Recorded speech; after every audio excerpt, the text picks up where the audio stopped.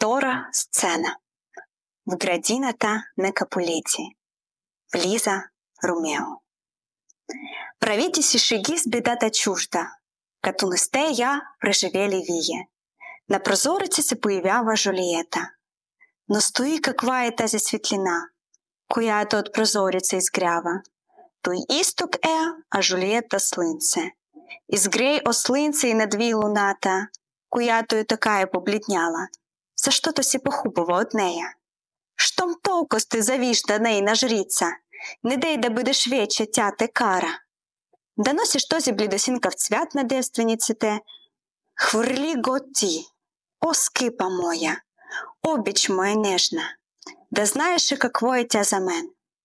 Помридва устни, но не казва нищо, но за това очите й говорят. Ще имат върна. Не, премного смел съм. Та не с мен говорят. Две звезди, най-светлите от небосвода гори, заети другаде молба отправят към нейните очи, да ги заместят в сферите им временно. Какво ли ще бъде, ако двете светли двойки се разменят местата? Знам, звездите пред образа и ще посърнат както свещици сутрин.